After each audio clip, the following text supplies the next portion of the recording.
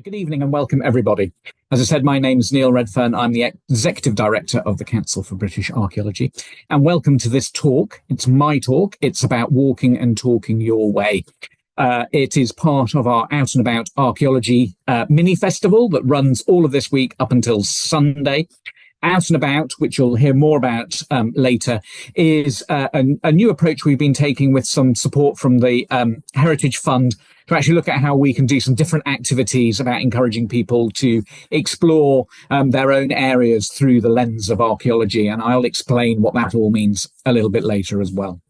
So my talk's going to take about 45 minutes, and then we'll open it up for any questions. If you've got questions as we're going along, please, as I said, use the Q&A. Claire will help me with those at the end. And then obviously, if you've got any other comments in the chat. I am really open. This is a very personal talk. This is about my own reflections and approach to exploring and being out in the countryside and learning about things, learning about archaeology and places. Really, what I'm interested in is how do we create stories and narratives about places, and who is it who actually does that? And I'm going to start really with a little bit of an explanation about walking and talking your way and where it came from.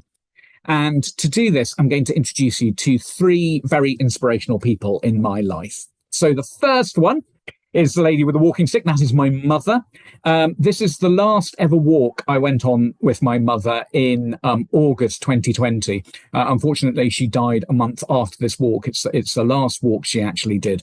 But my mother is an absolute inspiration to me, and I'll explain that in a moment. In the middle photograph, you've got my mother, my dog, and my daughter. And my daughter has been another huge influence on my perspective and actually understanding someone else's perspective in life. And then finally, in the last photograph, you have my former colleague and really good friend, and actually my daughter's godfather, Keith Emmerich, who works for Historic England. And Keith and I worked with each other for about 20 years. He actually employed me into Historic England. And I was really fortunate to work with Keith and almost, if you like, be mentored by Keith into different ways of exploring the world around us and coming up with meanings and working with people to actually understand what it is they value. So let's look at those things a little bit more. So my mother, what is it about my mum? Well, my mum did train as a teacher before she emigrated from Ireland to England in the 1960s. She did a very specific type of teacher training called Frobel, which was all about using the world and the landscape around you to inspire your teaching and your learning. And I have to say, it's something she instilled in myself and my three elder sisters. And she actually also instilled it in all of her grandchildren. My mum's walking stick became one of the symbols of her to her grandchildren. And literally anywhere my mum would walk, that walking stick would poke things of interest. It would literally come out. It would move things so that she could see plants. It would move earth, and she would just go fertling around with it, to the degree that all of her 6 grandchildren could actually mimic her behavior when they had that walking stick in her hand. And they would mimic how she'd walk. She'd had her hips replaced both times, both hips twice. And so she had a really characteristic walk. But that walking stick was her really expressed her belief about exploring places. And I've always summed it up in 2 ways. My mum taught me to be curious. What she meant by that was always get lost, always take a detour, don't be afraid about being in somewhere you don't know, because actually that curiosity is something that can really drive your knowledge and your understanding. And in that, her second greatest characteristic, which she taught us, was about being inquisitive. It was about asking questions. Everything, everywhere you go, is a question when you look around it. And in 2021, I was really fortunate to write about some of this experience in British Archaeology magazine. And just about how after my mum died, one of my sisters and I and my daughter, we walked the Hadrian Way, which is a local trail where we all grew up. And I'd been given for Christmas this book about bathtubs. and going to find bathtubs with views. And what was actually brilliant, of course, we did end up on this walk, find bathtubs, and we found toilets. And, again, this idea of curiosity and what that actually leads to, and those questions: why are they there? What are those stories? So my mum, in that sense, was hugely, hugely influential in my perspectives and how I approach. Actually, I realise what I do now. And one of the really lovely things is in exploring that conversation with my mum was to actually learn that actually it goes a little bit deeper in our family. So my mum's grandfather was a map maker. He actually worked for the Ordnance Survey in Ireland. And this is one of his maps. So this was drawn by William O'Farrell in August 1885. And it's a fictional map of Castle Vision in the barony of Nonsuch in the county of Fancy. And we believe this was drawn as part of his training to become a cartographer with the Ordnance Survey. And there are two really beautiful details on this.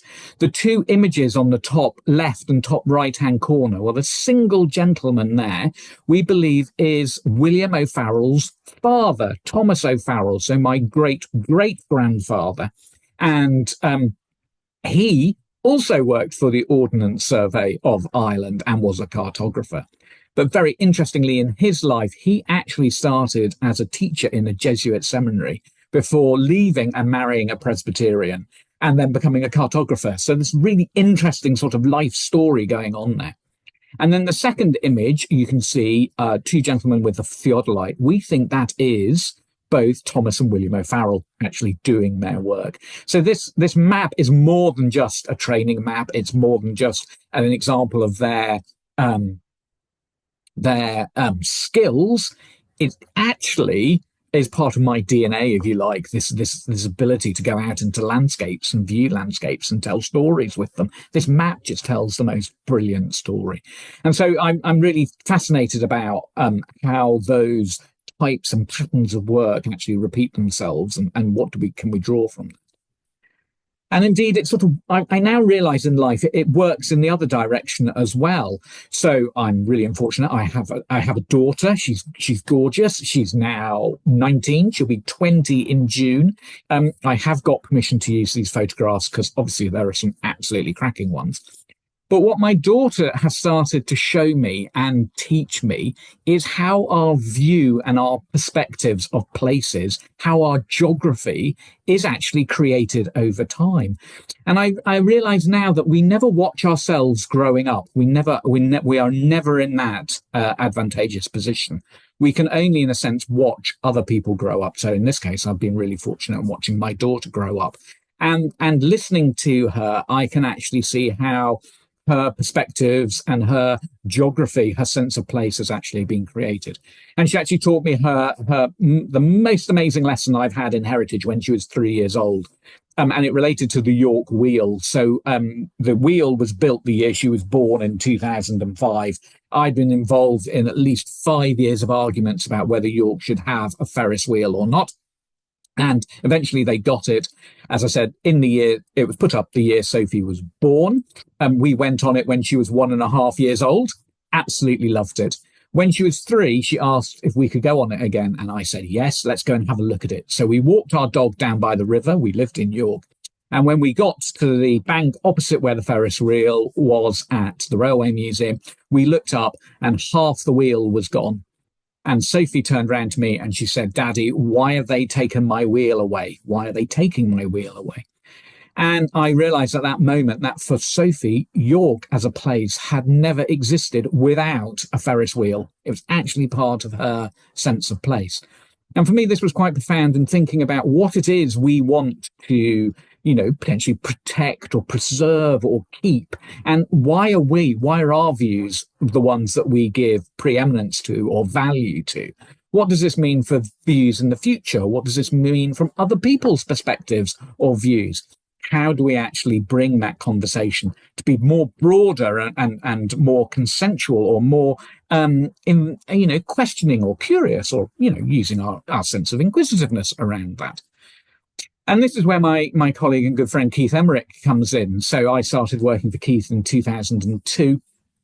And really what I experienced here was this opening up to tools and techniques to explore and bring in other people's views and ideas and what they actually might look like. So here's a photograph of Keith. He is actually pretending to shoot a shotgun whilst standing in a completely burnt out grouse butt on Fylingdales Moor. This photograph was taken in 2003. There'd been a really major wildfire up there, and we were going to explore the landscape and what it actually meant. And actually what we found is a lot of the time when we were going around these places, whilst we were also having fun and enjoying ourselves, there was a sense of curiosity around the place. So the interesting thing about this grouse butt is it's completely turf made. But if you look closely, you can see there is a gully around the outside of it. That is a drainage gully. And beyond that drainage gully, you could actually see where the gamekeepers had cut the turf blocks that they actually made the shooting butt out of. So you could see this whole construction and then demolition story that was actually in there. And Keith and I have started to explore these stories, in a sense, wherever our work took us. And one of the things that suddenly started jumping out and became really interesting for us was a whole story about bricks and bricks from particular places and why we actually found them. And I'm going to show you how meaningful just a humble brick can become in a moment. But Keith has gone on to do some really quite extraordinary work. So in COVID year, he actually instigated a project that looked at the redevelopment of Bootham Crescent football ground in York. So this is York City's football ground. And again, to start to understand the memories and meanings tied up in that place and what happens when you sweep away a football ground, what happens with those memories. But also what potentially happens to the cremations of supporters who've actually been buried, who've been interred. Their ashes are actually being put to rest in this pitch as a way of commemorating their support for the club. Indeed, the project Keith led actually resulted in an open excavation of part of the pitch in order to try and find some of the cremations. Geophysics didn't work for us. Eventually what we had to do, we actually had to do a public call out to actually ask people to come forward to say if they knew where their relations were. And the photograph in the very middle here, you see two people. One is Jason Woods, he's the lead archaeologist, and the other is a member of the public, a lady who came in and said, 15 years ago, she had actually interred her sister's ashes in the home goalmouth. And Jason was able to take her to this site. And the small dark patch right in front of Jason's left foot is actually the remains, the ashes of this lady's sister. And they had quite a profound conversation. So the lady said she never thought she'd be excavating her sister. Jason said, as a professional archaeologist, he never, ever expected in his life to actually have to deal with the remains of somebody whose living relative was there with him at the same time. And this managed just to open up really different conversations. Now, Keith and I did a lot of work in Castleford in West Yorkshire. And we were always really influenced about how you tell stories of some of these towns in West Yorkshire and what is valued. And one of the things we start with is this amazing statement written about Castleford. What can the architectural recorder say about Castleford? There does not seem to be a single building in the centre of town that would justify a mention. Quite damning praise there on Castleford. Well, this actually was originally written by the eminent architectural historian Sir Nicholas Pevsner. Obviously, his guides are super, super important for understanding where some of our really significant buildings are. But I know, having worked for the State Heritage Agency, that those colleagues who were involved in designating listed buildings would use Pevsner's book as an initial guide as to where they should go and look. And that has had profound impacts in places. And for Castleford, it means that there are only 2 listed buildings in the centre of the town. Effectively, though that statement written in the architectural guide for the West Riding has been written large in the way that we now perceive Castleford's heritage, there is nothing worthy there of designating as a heritage asset. Now, when you go and talk to the people of Castleford, of course, they would beg to disagree. Indeed, Castleford, it's not that it doesn't have heritage, it actually has just stuff that's different to what we might want to put on a heritage list. So Castleford is where Burberry was invented. Indeed, it's where Burberry is still made. Burberry was originally used to kit out Shackleton's first expedition to the South Pole. Castleford is where Kilner jars come from. Not made there anymore, but they were originally made in Castleford. Castleford is a Roman town of Roman origin. It is the only place in the whole of the Roman world where we have ever found the moulds for metal spoons. Only in Castleford. Okay. In 2004, I was involved with the upgrade of the A1 next to Castleford, and we found this extraordinary chariot burial. Okay. And immediately all the archaeologists wanted to call it the Castleford Chariot. But there was a lady who ran the Castleford Heritage Group, Alison Drake, whose photo's here, who was completely passionate about all of these other stories about Castleford, about how these should be the stories that were told. And she was very clear that the chariot shouldn't be referred to as the Castleford Chariot. And she gave one single reason. And that was because it wasn't actually where it was found wasn't actually in Castleford. The chariot was found in the ward of Ferry Fryston. And as Alison always said, Ferry Fryston was the third most deprived ward in West Yorkshire. And actually, if you named the chariot after that ward, then you would give the children some form of aspiration that something interesting happened in their place, that something unique and something important happened there. So indeed, ultimately, this chariot is now known as the Ferry Fryston Chariot. And again, a really indicator of what it means to local people to be able to have a say and have an input into how things not only are discovered, but are referred to and how they refer back to the places they live. And why did Keith and I talk about bricks? Well, it just turns out that the other thing Castleford made in their hundreds of thousands were bricks. And one day we were out on Skipworth Common, just south of York, and we were looking at some Iron Age square barrows to look after them with Natural England, who actually looked after them because it was a National Nature Reserve. And after we finished our meeting, Keith said, "Oh, shall we go and have a look at RAF Rickle?" And so we went into this woodland and we found RAF Rickle. And as we were walking through, Keith kicked over a brick, and that revealed that that brick had been made in Castleford. So, of course, what we did is we picked up one of those bricks, we took it to Castleford and said, whilst you might not have any designated heritage, you built the airfields that actually helped win the Second World War. And then what we found from there is you can almost go anywhere and find Castleford bricks. They're all over the place. You can actually find a date range of about 1914 to about 1945 when they are at their preeminence. And it just goes to show how completely these things can take over your lives. In 2014, I moved into a new house in York, built in 1932, entirely out of Castleford bricks. And I have to tell you, they are the hardest bricks I have ever come across. I blunt drill bits trying to put pictures up in my house on Castleford bricks. So if you need a really strong brick, a Castleford one is one to go for. But again, it's just the way that you can weave this storytelling into the things that you see in the places you actually go to. And I find that hugely significant and meaningful.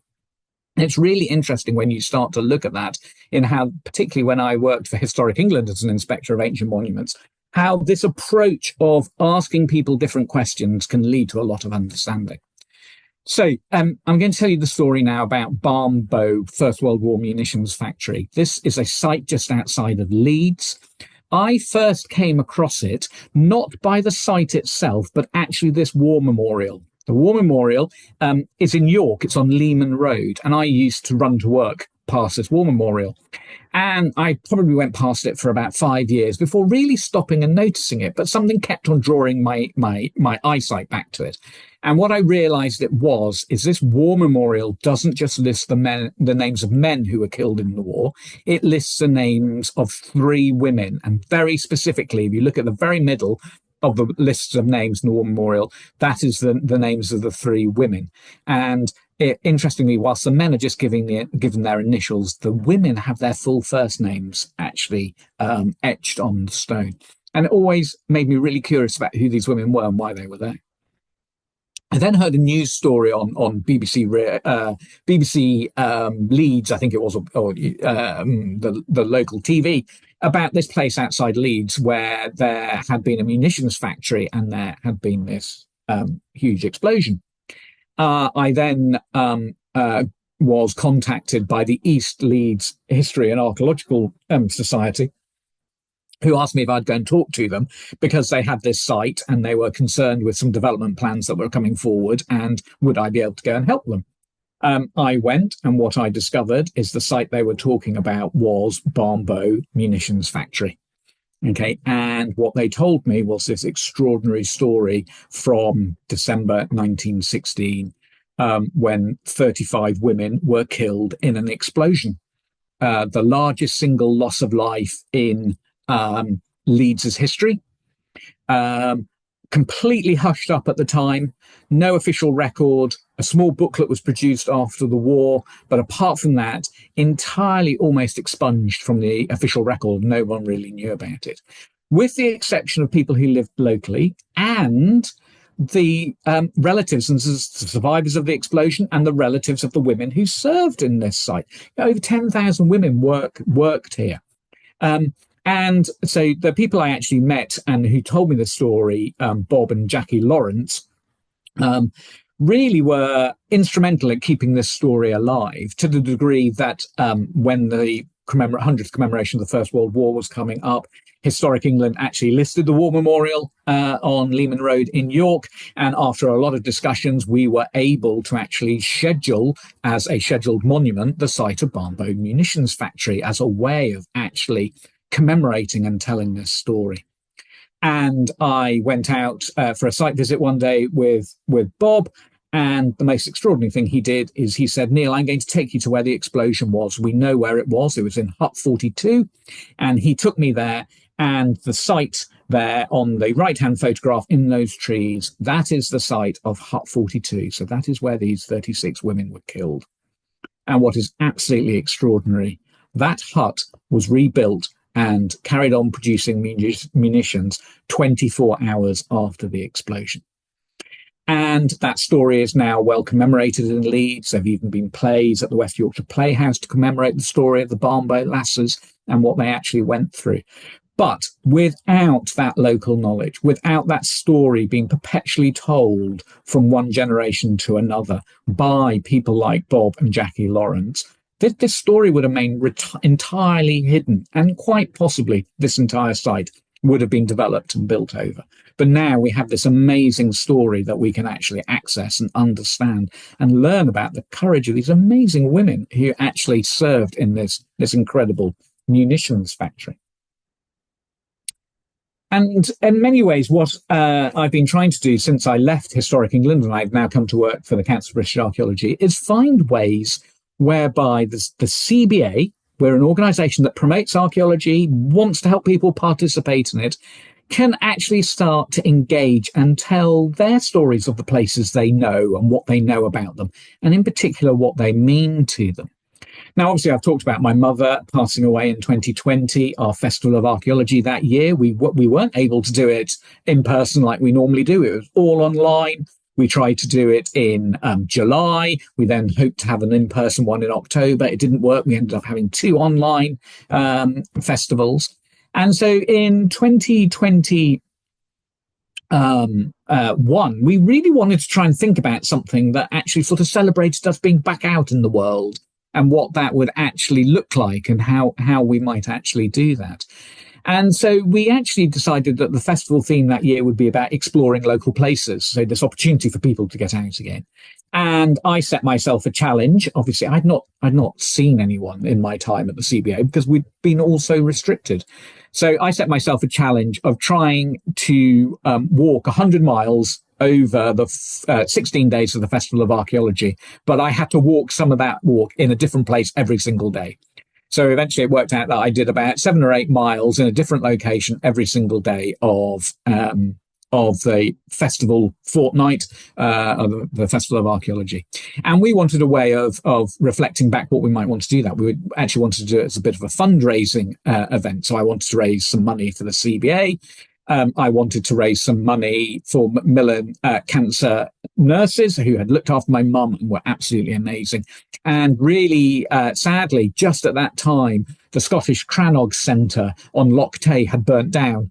Really devastating fire, with the Crannog being burnt within 6 minutes. And so we decided we'd do a three-way split as well. So any money we'd split it three ways so that we could also help them out. And I wanted a way of actually telling people what I was doing. And I didn't want to just go and visit places. I wanted to go and meet people and hear from them.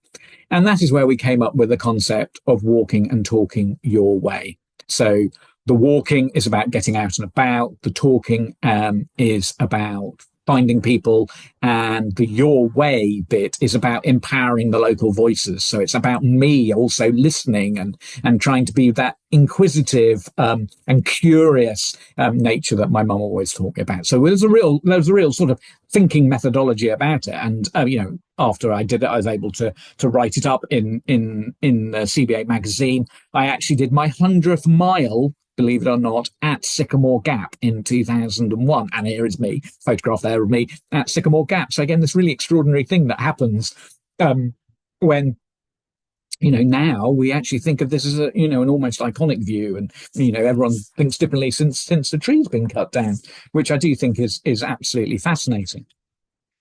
But also what I was able to do is actually make these stories come alive through social media, through video posting, through Twitter, as it was at the time, X now, and actually start to actually engage people in that story much wider, and again, create some really interesting partnerships. So we partnered up with Victoria County Histories, and we used their online mapping program called the History of English Places, which enables you to see some very early Ordnance Survey maps. And I was able, every time I went somewhere, look at the early Ordnance Survey maps and then compare it to what I was actually looking at today. I met lots of friends, colleagues, and new places I've never been to before, and really just quite extraordinary narratives that were actually created by that. And we were able to express that quite well. And for me, I started to live and embody that concept I was thinking about. And it sort of linked back to some of the challenges and the ways I actually always perceived heritage working when I was at Historic England. And I have to say, this is where my daughter comes back into the conversation, because obviously when she was growing up, we watched the Lego Movie. And I have to say, the Lego Movie to me is one of those movies that really helps you think about life if you look at it with a different perspective. And for me, when I was working at Historic England, it really was a perspective about how we approach heritage management. So basically what you have is this character called Emmett. Emmett is a construction worker, and he can only live his life if he follows the rules. Okay. And he goes on a series of adventures because he gets this red thing, the craggle, stuck on his back. And what that turns out is that is the lid of a tube of glue. Okay. He meets all these characters as he goes through the movie. None of them follow the rules. They use Lego to build the solutions to the issues they're facing at that time. Right at the end of the movie, what you actually do is you flip into the real world, and you actually find this is a movie about the relationship between a father and his son. And the father is the Emmett character, and he will only build the Lego according to the rules. When he finds out that his son is actually changing the Lego and being a master builder, a free builder, he gets so annoyed, he glues all his Lego sets together. Until what he realizes is that he's actually crushing his son's aspirations. By not listening to his son, he's actually not allowing his son to go into that sort of creative zone and actually use his imagination. And sometimes I really felt this is what it was like working for the State Heritage Agency, for justifiable reasons. But we were sort of extracting certain bits, but also leaving behind a lot of the aspiration and meaning. And right at the time that I was exploring the Lego Movie, I came across the most amazing site on Twitter, on X, which was created by a lady called Tracy Williams, and it was called Lego Lost at Sea. And what Tracy was doing is she was recounting finding pieces of Lego on the beaches in Cornwall. And the story goes that in 1997, almost 5 million pieces of Lego fell off a container ship in a container and into the sea off Ireland. And what's happened is that Lego now is continuously being washed up on the shore of Cornwall. And what Tracy's been doing for the past 15 years is finding Lego all over the place. But what she does is she doesn't just leave it as a finding the Lego. She actually starts to post and create narratives and stories about it. And indeed, the first story I encountered from Tracy was not about Lego. It was actually about these little submarines here. And I found this whole tweet really interesting because she laid out the submarines in size and color. And then she told us about them. And what she said is these submarines actually came from Kellogg's cereal packets. And through the size and color of them, you could date them. So what Tracy had done is he'd used archaeological typology techniques to date 20th century plastic and have this really amazing story. But more than that, she was having a story about our environment and what it actually meant and issues around plastic. And as part of the 2021 Festival of Archaeology, I was so lucky. I'd been in touch with Tracy. We'd already started communicating. Anyway, I decided to go to Cornwall and I met her and she took me beach combing with her, looking for Lego. And I am delighted to say that I found a piece of Lego. And yes, this is my flipper just here. And I'm delighted to say I still own this flipper. So if I just hold it up to the camera there is my Lego flipper. Which was really, really exciting. And, tiny. It's not one of the famous pieces. The really famous bits are the octopus and the dragons. If you find those, you enter into the Lego Lost at Sea Hall of Fame. But it wasn't just Lego. I stayed with her for a couple of days and I actually found this amazing toy car.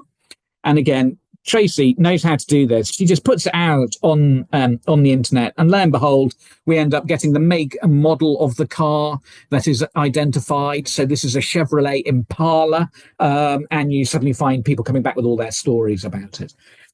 Tracy's put together she's really creative about how she shows what she actually finds. And on the last day I was actually with her, I found this little figurine, and here it is, this little plastic model of this girl. Sorry, it's going to always be probably zoomed out. There she is there.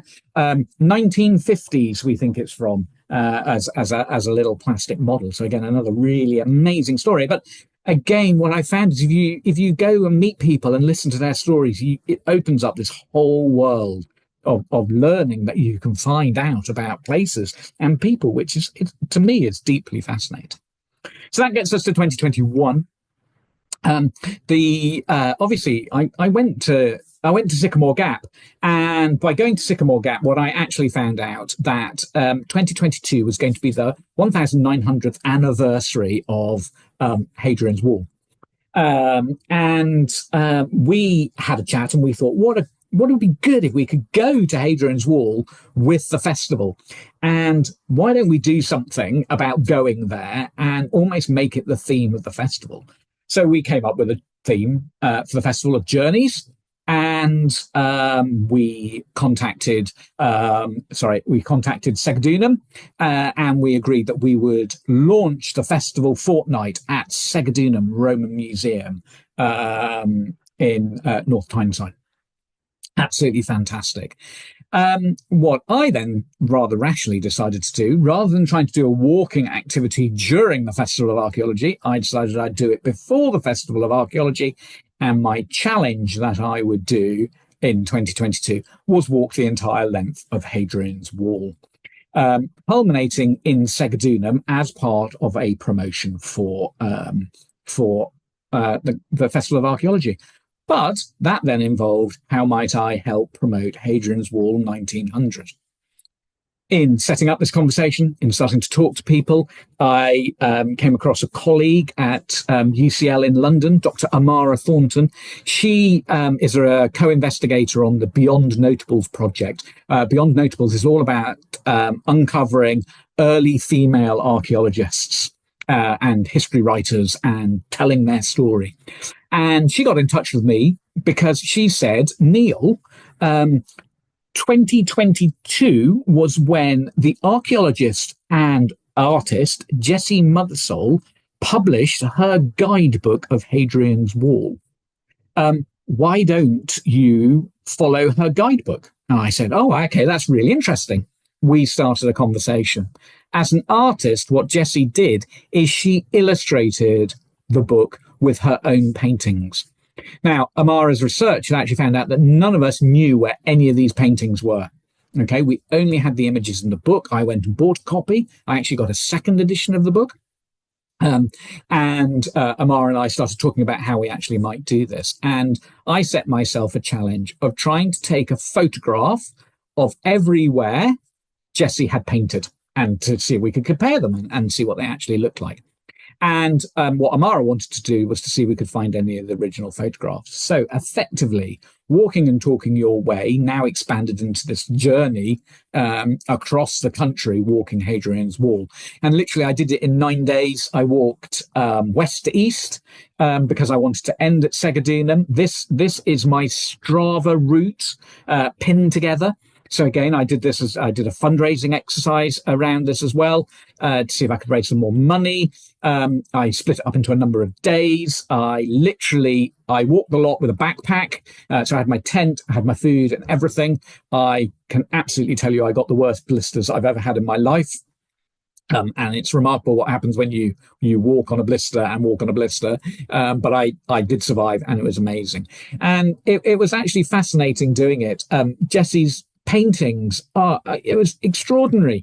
It was almost like she actually created photographs, and each one I was able to find and revisit and show, which was absolutely really quite extraordinary. It was almost like being there with her, and you could see her artist's eye. What was also incredible is we did find one of the original paintings. And this happened when I met a former colleague of mine, somebody who used to be one of my senior bosses at Historic England. And I was telling him what I was doing. And he said, oh, Neil, hold on one moment. And he literally disappeared into the back of his house, came back, and he had one of Jessie Mothersole's original paintings, which was quite extraordinary. And it is one actually in a location which survives the least best because of erosion. So again, it was really interesting to go and try and find that site. But this was actually originally owned by somebody who worked with Jessie. He bought 3 paintings of hers, but we've only ever been able to find one of them. So this idea of using this talking and walking and talking to try and find things really did work. But other things came out of the woodwork. So as I was setting off to go on my walk, my sister sent me a tweet by someone called Andy Frizzle, and who was walking Hadrian's Wall for charity. And she said, Neil, this guy is walking Hadrian's Wall. Go and find him. He's on his last day. I was on my first day. Literally, I looked up from my phone after seeing this message from my sister, and I bumped into this gentleman here with the hat on. And lo and behold, it was Andy Frizzle. And we had this extraordinary conversation. I said, hello, Andy, I know you. And he said, how do you know me? I said, well, you've been spotted on social media, and I'm walking the wall as well. Andy and I have still communicated since this day. And he does other walks, fundraising walks, which are really quite extraordinary. Then halfway along the wall, we met these 2 guys in orange outfits. They both worked at Bultby Mine up on the North York Moors. And they were literally raising money for miners' welfare charity by walking the whole length of the wall in their mining kit. Far better than I did. Absolutely incredible. So the wall takes on this life that you start to see, you start to interact with it. You're not just a passive observer of it.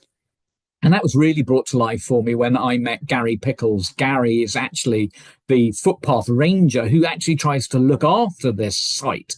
And he started talking about this amazing sense of the wall. It has different characteristics, whether you're in the 2 lowland areas, so that's the Solway tidal area or the Newcastle tidal area. It can be urban in places, again, Newcastle and Carlisle. There's lowland and there's upland. And he says each one of these has different management issues when he's actually looking at it. The sun comes from different directions. And Gary was just amazing at taking me through that.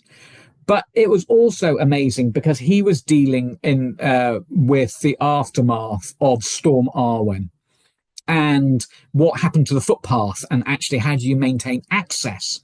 So actually this landscape isn't gentle, isn't peaceful. It can be really catastrophic at times. And of course, in the sense that catastrophic nature just makes you hark back to when people were actually, setting up the wall and what was happening there. And also, you set that against this other really interesting juxtaposition, which actually nature is taking over this place. It's taking over the wall.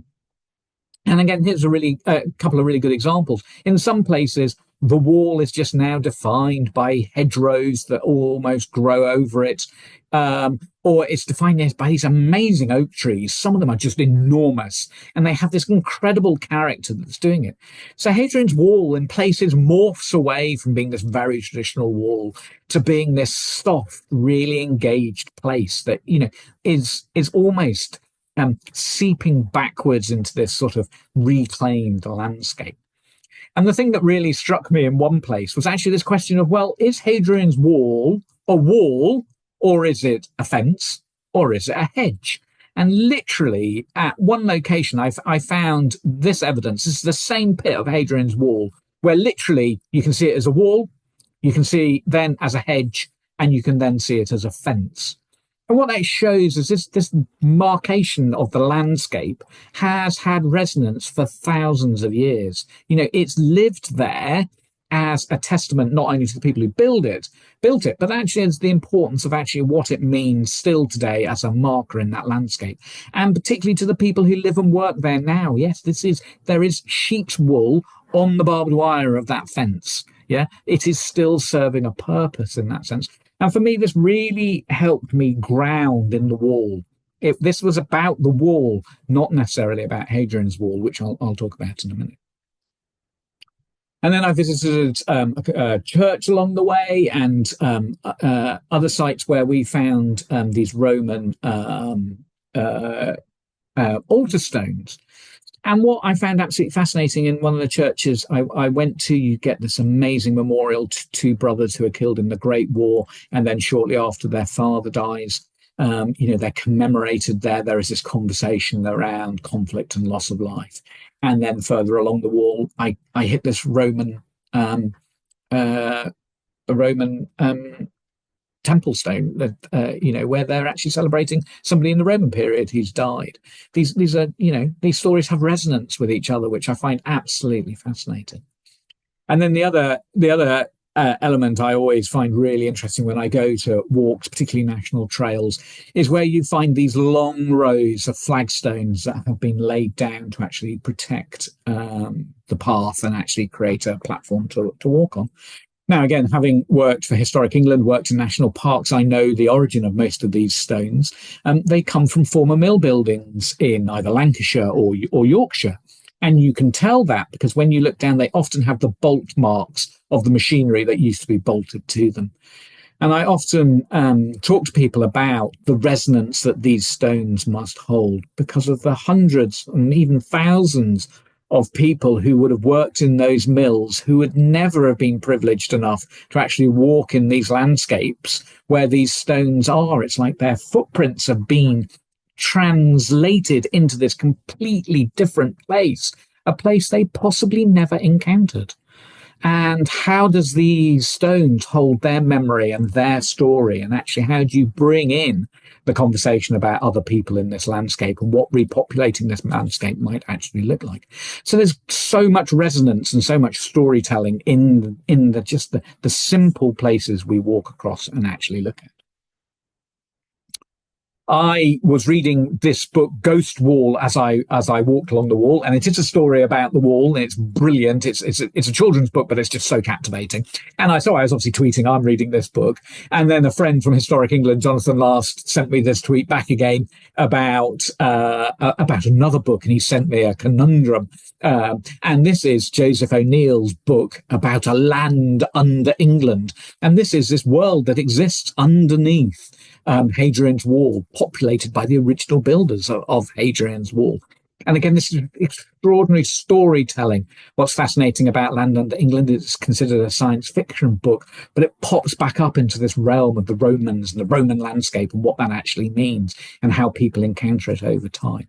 And currently I'm reading this one called Vindolanda by Adrian Goldsworth. And again, this story about how do you tell a narrative of how people lived in this landscape. So this is Vindolanda before it was a before it was a stone-built fort. So it's right at the early onset of the Roman occupation of the north of England. There is no Hadrian's Wall at this stage. So again, it's able you to visualize land before the wall.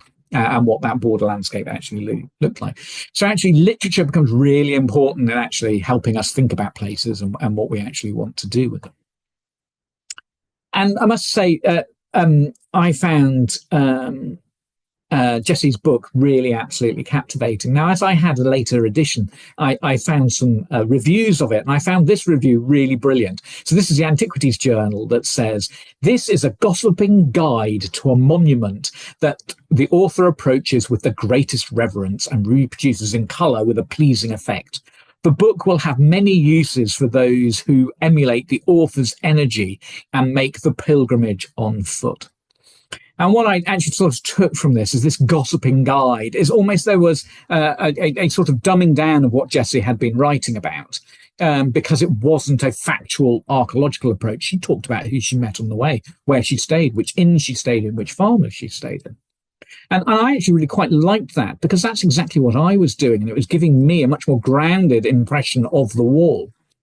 But something else really struck me when I was following Jessie is that how her pictures actually have become so significant, they have set the image of Hadrian's Wall we hold in our mind now. She was the one who almost defined the iconic views of Hadrian's Wall. So here we have Cruddy Crags, and you can see Jesse's picture, you can see my photograph, and then you can see the Hadrian's Wall 1900 promotional material. It's almost identical to Jesse's image. And so what Jessie does is she actually also raises up parts of the wall and really defines, as an artist, those points of view that we now really hold very, very significantly. However, for me, what I found really fascinating, I didn't detour off the line of the wall when it came to Newcastle. I carried straight on, and the National Trail goes down onto the River Tyne, but I carried straight on. And what I absolutely loved about this was actually how the resonance of the wall exists in the buildings. And it actually does this on both sides of Hadrian's Wall. So the farm building on the left-hand side there is actually out west of Carlisle, and it's on the line of the vallum. And we know that because the barn is actually snapping in two, because this half is falling into the ditch. Okay, so the building is actually telling us where the line of the Roman wall is.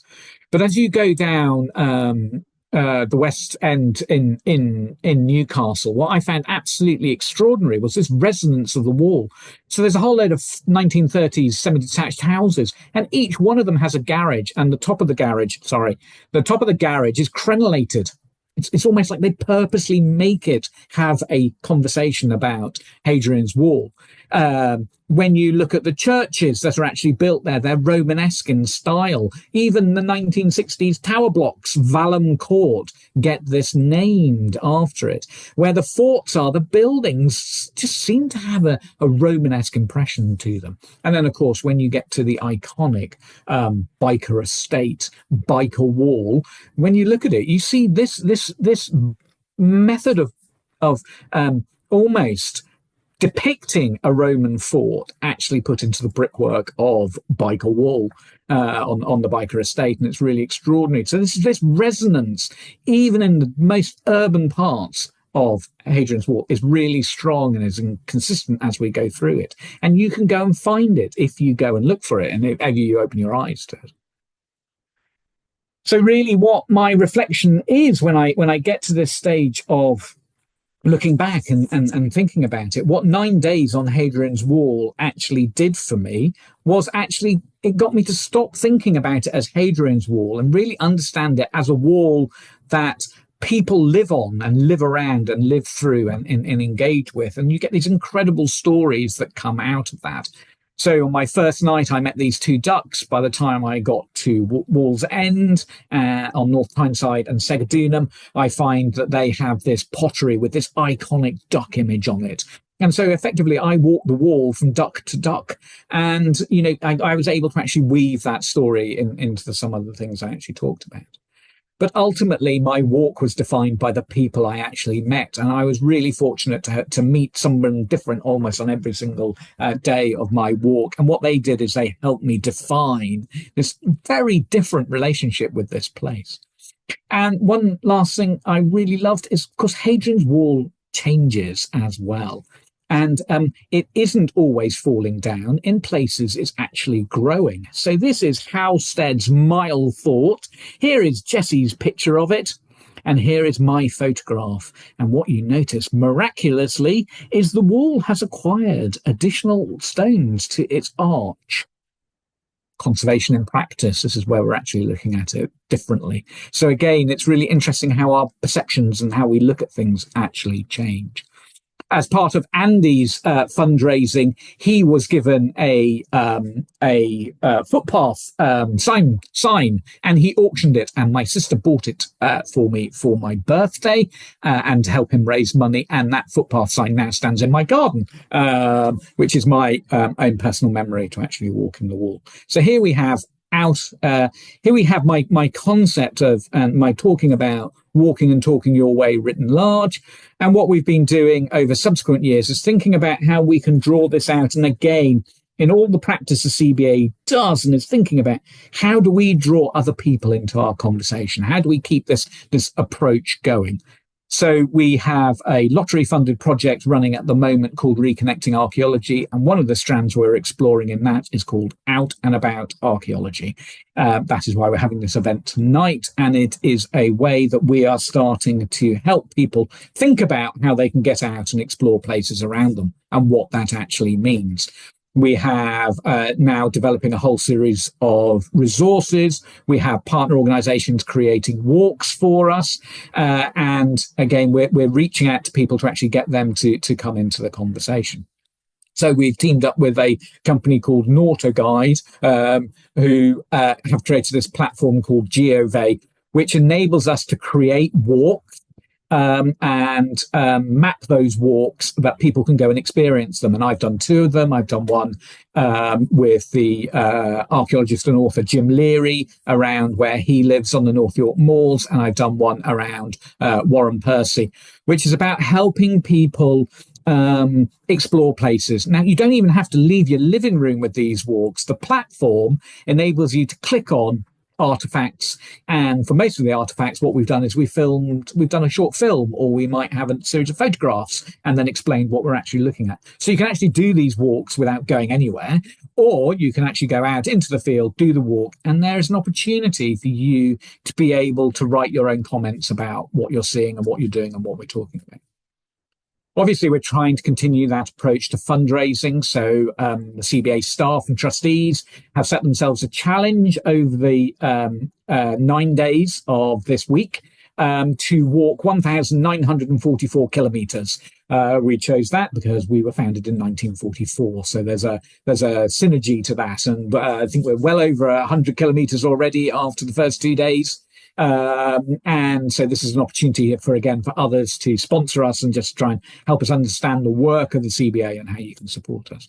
And of course, we like to bring in younger people as well. So we've created our own little I Spy that you can download from the CBA website. It is available for adults as well. You are allowed to go and do this. And it's just, again, this way of getting people to look at what's around them and think about things using different emotions and ways of actually understanding the world around us. Indeed, this weekend I did 2 guided walks.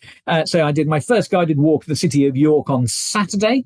So I took people around for a couple of hours, and they have a whole series of things. We look at York through a series of conundrums and tasks. So they're not actually looking at anything in this photograph where they're all facing away from the camera. What I'm doing is I'm getting them ready to turn around and look at something I want them to see in a very specific manner. And then on Sunday, I took a group around the Thornborough Henges in Yorkshire, which I have to say are looking amazing these days. The volunteers there for English Heritage have done an incredible job, particularly with the Northern Henge, in tidying up and helping get it presented to the public with some amazing footpaths. The work they're doing is really, really amazing. And we just had a whole exploration Thornborough is one of those sites where I did a lot of work when I was an inspector of ancient monuments at Historic England in order to prevent gravel extraction. So now that they're actually opened and access is fully available and they're cared for by the English Heritage Trust is absolutely brilliant. And again, I record my steps when I go out and do this. So that goes towards that fundraising total we're trying to hit. And indeed, the final side of walking and talking your way is actually a slightly deeper, more therapeutic one. There is also a lot you can gain by going out to places and talking to people and using the landscape to trigger conversations. And so the walk I did with Jim Leary is a really good example of that. Jim loves holloways, and he uses holloways as a way of helping him unwind and detach from work. And he's blessed by some amazing holloways where he lives.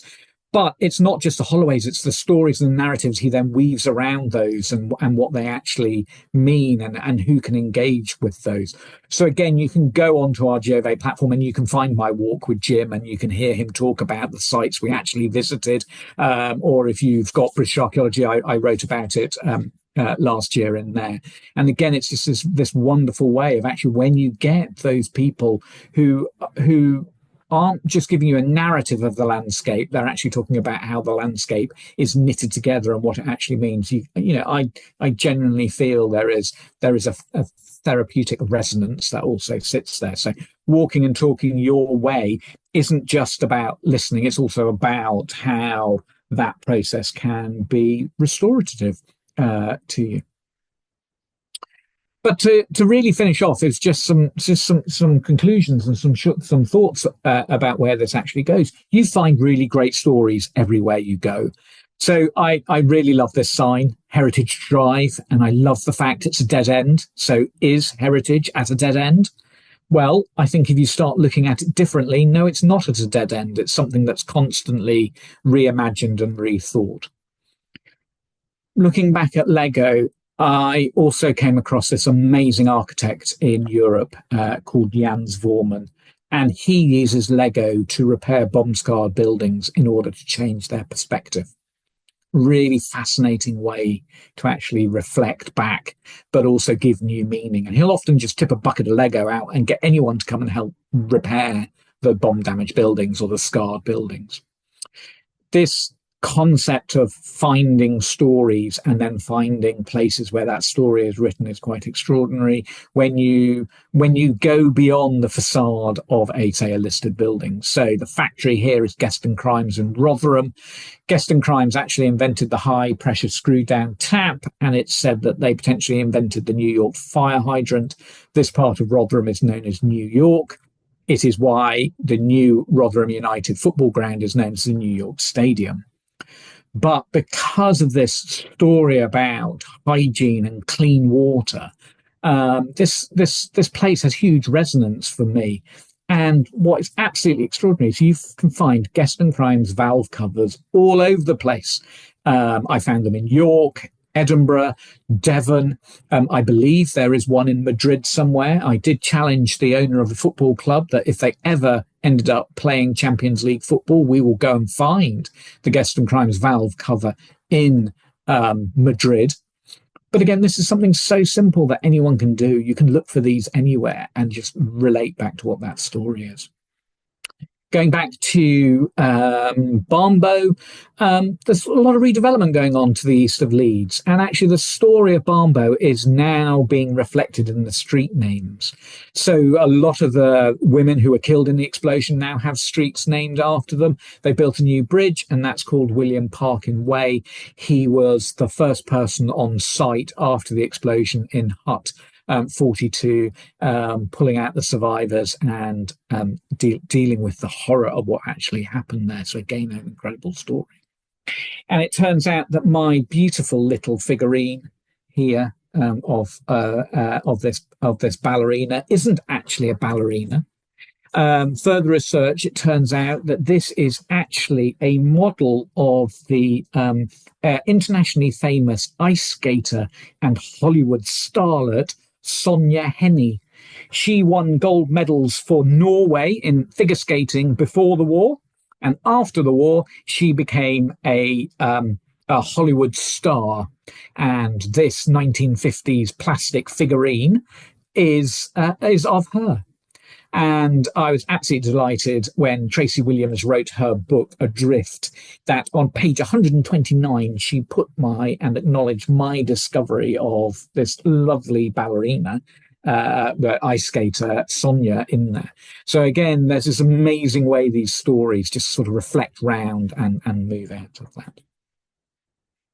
So that's really my encapsulation of walking and talking your way, what we're trying to do with Out and About Archaeology. Obviously, just a huge thank you. If you're able to donate to us, I know lots of you did when you signed up to the talk, which is absolutely fantastic. But thank you for that. And what I'm really happy to do is throw open to questions. So I just wonder if Claire's going to come back to see if there are any questions to help with. Hello. We do indeed have some questions, Neil. So the first one is going to take you all the way back to the beginning of your brilliant talk. And we have a question from Kate, and she would like to know more about the bathtub, please. So the bathtub. So a friend of mine who actually used to work for the CBA, for Christmas that year, gave me a book of it was literally bathtubs with views. And I think he gave it to me as a bit tongue in cheek. But over that Christmas, first Christmas, my mum, my middle sister and I and my daughter, we decided we'd go and do this walk. And I'd noticed that most of the bathtubs he'd actually done were of the area where we were walking. And so I just went to see if I could find any of them. We didn't actually find any in his book, but we did find that additional one, which literally was just lying in the side of a field. And absolutely fantastic. And then lo and behold, we got into one of the villages and we found these toilets, which were being used as flower beds. And it just really, in a sense, sparks conversation. When I was at Thornbury yesterday, the Southern Henge at Thornbury, up until about 2 weeks ago, had a bathtub on it as well. I have a photograph of it. They've now removed that bathtub. I did say I was a little bit disappointed, but they did say they just had no idea how the farmer got it there in the first place, because it was one of those really old-fashioned cast iron enamel bathtubs. They're really heavy, yeah. And so this whole conversation started about how do bathtubs get to where bathtubs are. So that's the bathtub story. There's really no answer to just, but, you know, I always like to see those ones that you can tell are from the 1970s with, you know, because the color of them, you know, they're green or magenta, and you just wonder what we were doing putting those bathtubs in our bathrooms. But there we go. That's the bathtubs. Fantastic. Thank you. I think they get there mostly by the ingenuity of farmers, don't they? I think so, yeah. They can come up with a plan to get something anywhere, I reckon.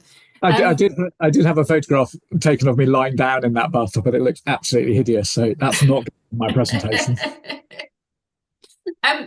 Brilliant. All right. Well, you've obviously inspired people with all that walking. So we've got like a few more questions, which are really kind of all about the impact of your walk for you, and you know, kind of the journeys that you've taken or might take in the future. So the first one is how easy or difficult was it to choose which locations you would visit for your 100-mile walk? So for my 100-mile walk, I had a couple of fixed points where I knew I had to be. Okay. There were a couple of places I always wanted to go to as well. So one of the places I went to was the Kyra Heritage Project in Cardiff. They'd actually won one of our community archaeology awards, and I'd heard about them and I was always really interested. And so again, just by contacting them, I asked, can I come and visit you? They did a whole day for me. It was amazing. They are now actually a partner project on our Reconnecting Archaeology project. So there is actually something really important for the CBA about this, because it's not just going and having a nice time. I create really interesting relationships through this process. This is actually about creating conversations about how does the CBA help you do your project? What does that actually mean? So again, I started off the 100 miles in Leicester. That's where we launched the festival. We now have really good conversations and connections with the University of Leicester's archaeology department. Last year, they did an amazing exhibit in John Lewis in the centre of Leicester. Yeah. And what that does is it just snowballs these conversations. I then went off into Essex, where I was doing the work with Victoria County Histories to try and promote their app. So they created this amazing app only for lockdown to happen. And so we tried to help them do that. So a lot of the time, what I'm actually doing is I'm then in that place and I've got to get to that place. So what could I do in the middle? And if, in the sense, it was just a series of hops around and just putting out calls to see who might be interested to do it. We try and do it a little bit more strategically now. But basically, anyone who wants me to come and talk to them, just let me know and I'll see if I can fit you in. Brilliant. That's great. I think what you said about, and you know, kind of came through really strongly when you were talking about the power of conversation. And it's not just about, you know, for us at the CBA, it's been incredibly valuable in terms of creating those relationships and those partnerships and collaborations that we've gone on to have. But I think it's equally important and valuable for all of the people, you know, for anybody out there who's going for a walk, who's meeting people. There's something really special, isn't there, about those moments when you meet someone like the chap you met on Hadrian's Wall and had a chat with, you know, or the people that you kind of just meet when you know, walk down the road to your local kind of park, and they inspire you with a story or with something that they've seen that they share with you. And I think the more we do that, the more we feel connected to our place in a really shared way. The thing I've learned is actually some of the best places I've ever come across are those where local people have taken me out of my comfort zone. They've taken me somewhere else. Yeah.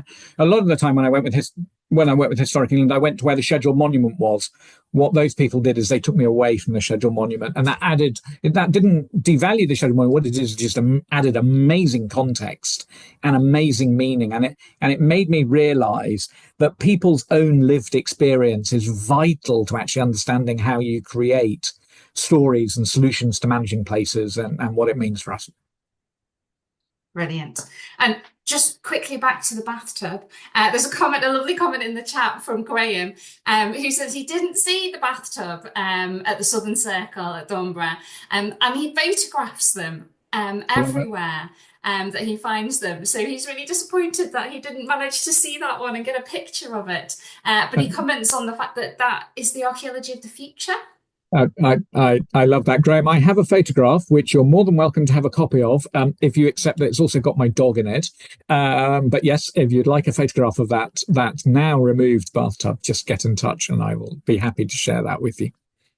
Brilliant. And then I suppose we've kind of touched on this next one a little bit already, but it's how much do you think doing a longer walk impacted your ability to immerse yourself in the landscape and connect with the places? Do you think you can get the same effect on a smaller walk, like the daily dog walk? Okay, right. Yes, absolutely is the quick answer.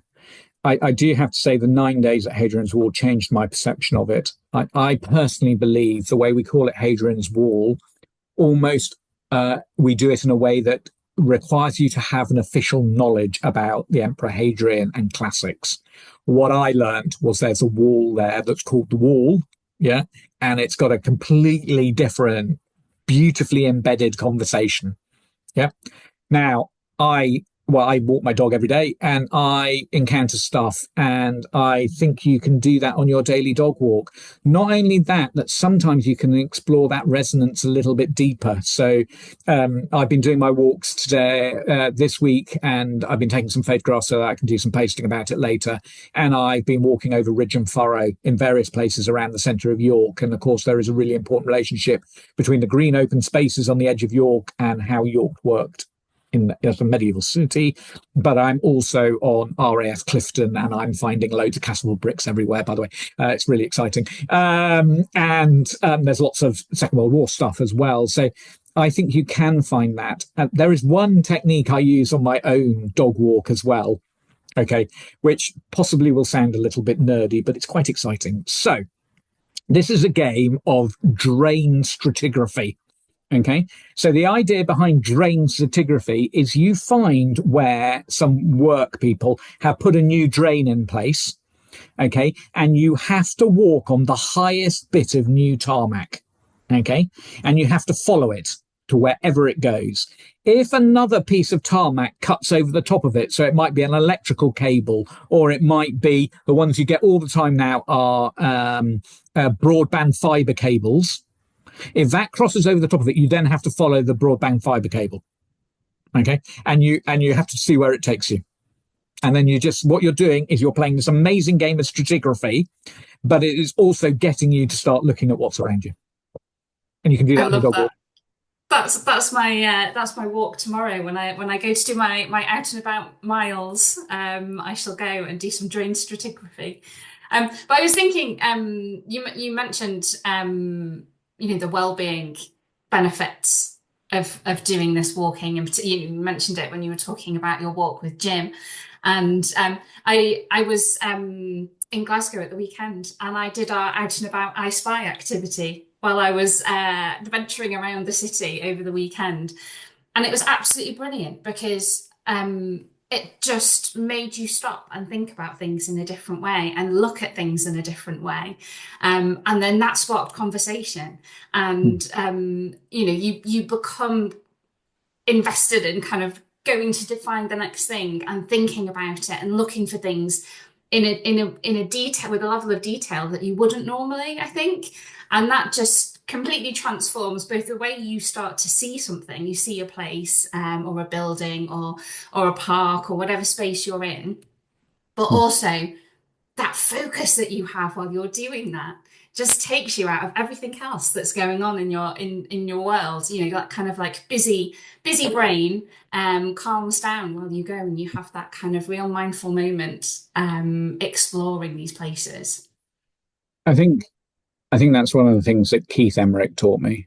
He helped me explore how you ask questions differently. So what we found as both of us were inspectors of ancient monuments, when we went to people's communities and we asked them what they liked in their places, what we found is they would tell us what they thought we wanted to hear as inspectors of ancient monuments. And what Keith was really good at, I've never known anyone really quite as good as this, was asking a question a different way in order to empower the person who's answering it to open up their perspectives.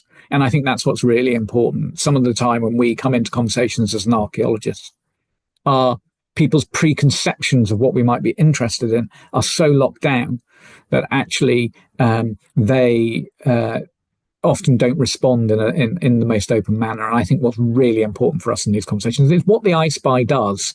Yeah, really simply is help people look at places with a different perspective. Definitely. Brilliant. Right. We have come to the end. I have one final question for you, Neil. We've looked back about why you picked where you walked and where you've been so far. Our final question tonight is, where would you like to walk next and why? Where would I like to walk? Well, I am really, really intrigued. Jesse's second book was on the Saxon forts of Kent and Sussex. And I bought her second book. I'd love to do that. But I suppose really, even I'm preconditioned in what I want to go and look at. So I suppose the place I want to go and look at is where somebody wants me to go and look. So I want to be taken out of my comfort zone. I want to go and learn something new. I want to go somewhere different. So maybe I should just go and throw a dart in a map board or something, or someone can challenge me. Any local groups out there want to come and show me, and then I will see if I can fit them into our festival tour this year. So yeah, the answer is I can choose lots of places, but really, if I was to live out and about and walking and talking your way, I'd like someone to take me somewhere. Fantastic. Right, there you go, everybody. There's your challenge. If anybody has any ideas where Neil should go next, please let us know. We will eagerly await your suggestions. But Neil, I think we have come to the end. Thank you so much for that. It was absolutely fantastic. It was really lovely from my perspective, having worked with you kind of through that whole period, looking back and reflecting on it again, and quite how much we did and Yeah, how much I know. you've done over the last few years. It's been absolutely brilliant. Excellent. So yeah, let's see what we can do next. Definitely. We're always open to suggestions and people engaging, which would be great. Oh, Neil, you've got your first suggestion in the chat there. I'm looking at that. Blenheim Palace. That Yeah. suits me fine. Excellent. Okay. So, Andrew, we'll be in touch. so shall we wrap up, Neil? Do Yeah, you that's want great. to Yes. tell people about our next Obviously, so event? our next Out and About activity, you're absolutely right. So our next talk, we're doing a talk on Thursday night this week, again online, so plenty of spaces available. It's one of our This is Archaeology lecture series, and it's called Hidden in Plain Sight, Uncovering Rural Britain's Racially Diverse History with Mohammed Talach. So that's on Thursday at 7 p.m. I'm going to be the host for that one. I'm really looking forward to hearing what we might find out about that and some great questions. So please do come and join myself and Mohammed for that talk. We look forward to seeing you on Thursday. If any of you are around in the North Yorkshire area, we're also doing a guided walk of Sutton Bank on Wednesday. You can head over to the CBA website onto our events and see that. That's called Raiding the Bank. And brilliant Miles Johnson from North York Moors National Park is going to come and help us do that. So if you're around, I'll be on Sutton Bank above the White Horse on Wednesday, and we'd love to see you there. I think that's everything, Claire. It is. The only thing you missed, Neil, is that we have a really short feedback survey. If you wouldn't mind doing it, I've popped the link in the chat. We'll also send you a follow-up email with the link in there as well. So if you could let us know what you thought about tonight's event, that would be really helpful for us so that we can make sure we keep doing things better and make sure we're doing what you want to hear from us in the future. So thank you very much, Neil. Again, absolutely brilliant as always. And thank you very much to everybody that's joined us this evening. Brilliant. Thanks all. Thanks, Claire.